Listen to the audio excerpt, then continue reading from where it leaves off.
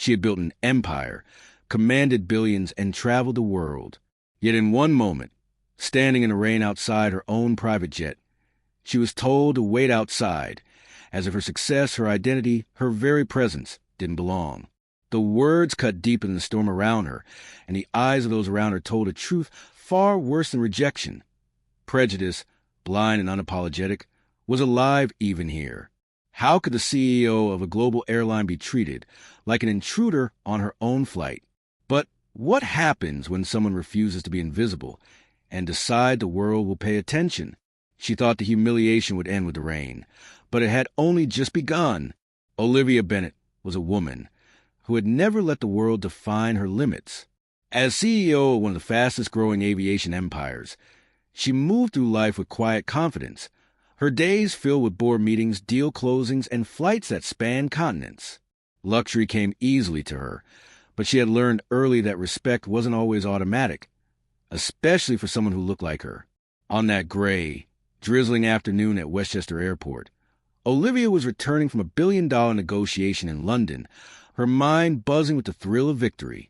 She expected nothing more than a smooth flight home, but as she approached the entrance to her private jet, she felt it before the words even came, a subtle shift in the air, a hesitation in the staff's eyes.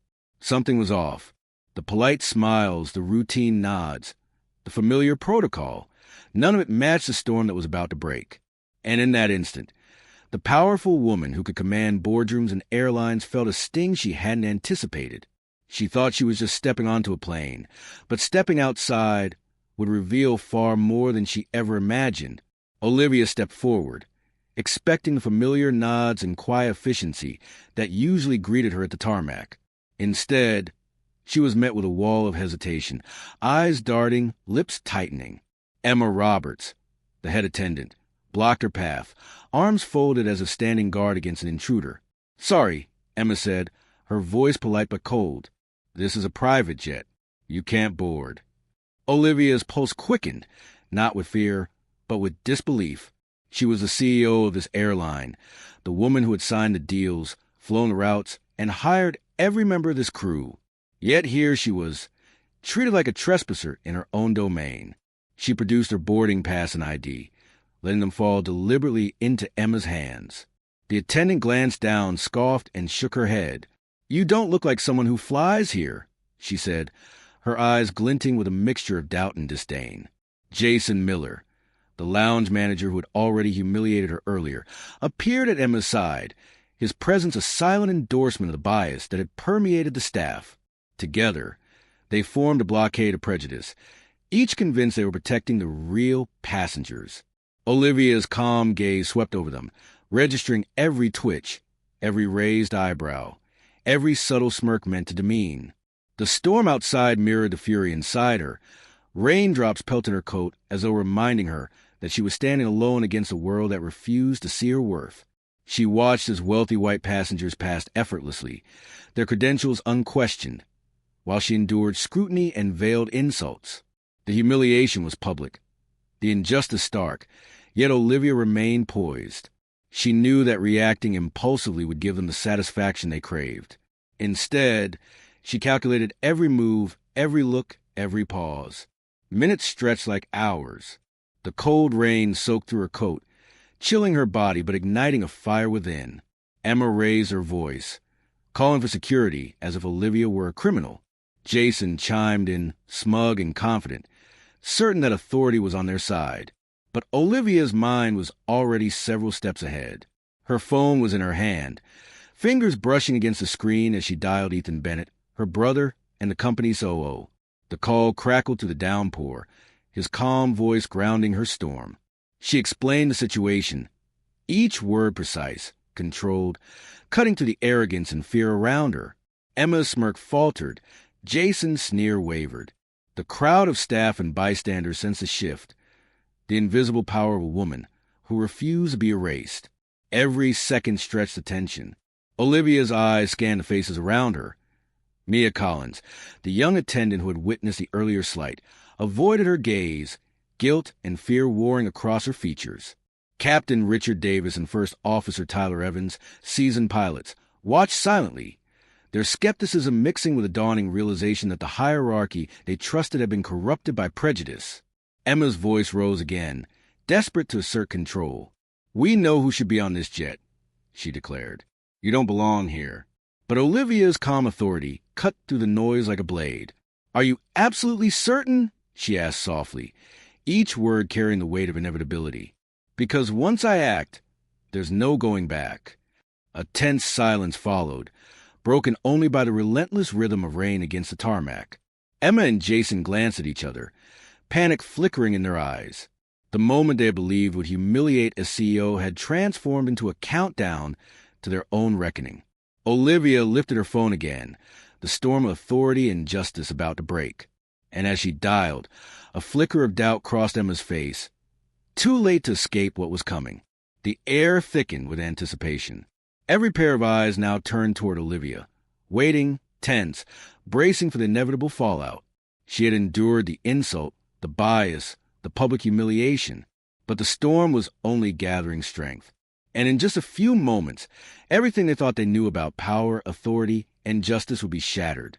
Olivia's finger hovered over her phone, steady despite the storm raging both outside and within her. The rain had soaked her coat, plastered her hair, and chilled her skin, but it could not touch the fire coursing through her veins. Every look of doubt, every whispered laugh, every subtle smirk from Emma Roberts and Jason Miller had sharpened her resolve. This was no longer about a boarding pass. It was about every injustice she had endured silently, every subtle and blatant prejudice she had fought against her entire life. Emma's arrogance began to crack as Olivia's voice finally cut through the tension. Calm, precise, and commanding, she spoke the words that made even the most confident staff freeze. "Lauren, connect me to Ethan and the full executive team immediately. There is a serious incident at Westchester Airport that demands immediate action." The world seemed to tilt.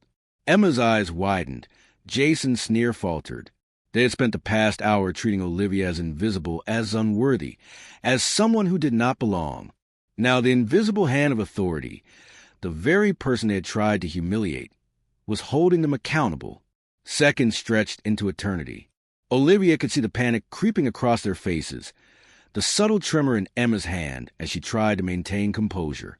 Outside, the rain pounded harder, a relentless percussion echoing the storm of truth about to descend.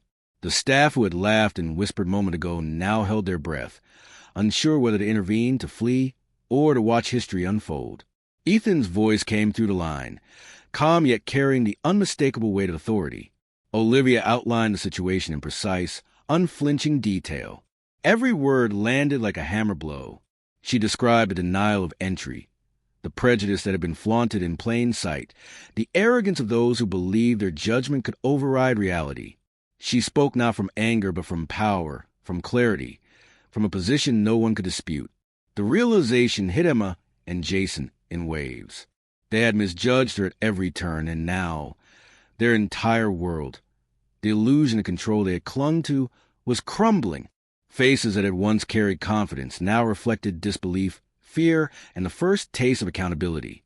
Every person who had witnessed the injustice felt the shift, the undeniable force of truth that could no longer be ignored. Olivia lowered her phone slightly, eyes sweeping the room, ice and fire intertwining in her gaze. She let them feel it, the magnitude of their failure, the weight of their prejudice. The air was thick, charged, almost suffocating. No one dared speak. Every whisper, every attempted excuse, died before it left their lips. Then, with a calm precision that belied the storm around her, Olivia delivered the final, silent verdict. She didn't shout. She didn't plead. She simply waited, a queen in her rightful domain, letting the inevitability of justice settle over those who had dared doubt her. Emma and Jason were frozen, suspended in a moment that would mark the end of their arrogance and the beginning of reckoning. And as the rain blurred the world outside, Olivia's gaze remained unyielding, a quiet promise that nothing would ever be the same. The storm had broken, but the real reckoning was only beginning. The rain had finally begun to ease, leaving streaked windows and puddles that reflected the storm's fury. Olivia Bennett stood tall, her coat damp but her spirit unbroken. The ordeal was over, but the echoes of what had transpired lingered in every corner of the airport. Emma Roberts and Jason Miller, once smug and confident, had been confronted with their own prejudice in a way they could neither ignore nor undo. They were removed from their positions, held accountable not by rumor or assumption, but by undeniable evidence of the bias they had flaunted. Justice had arrived, not in vengeance, but in clarity and truth. Olivia felt a quiet sense of relief, tempered by the weight of the injustice she had endured. She had faced humiliation, insult, and disbelief, yet she had turned into power, transforming a moment meant to belittle her into a reckoning that exposed a hidden rot in her own company. But her victory was personal, not universal. Outside those walls, countless others faced similar indignities daily. Moment of prejudice, subtle and overt, that chipped away at dignity and hope. As she walked toward her jet, the sun finally breaking to the clouds, Olivia understood the broader battle. This incident was not merely about a boarding pass or a private flight. It was a reflection of a world that still judged, excluded, and doubted based on the color of one's skin.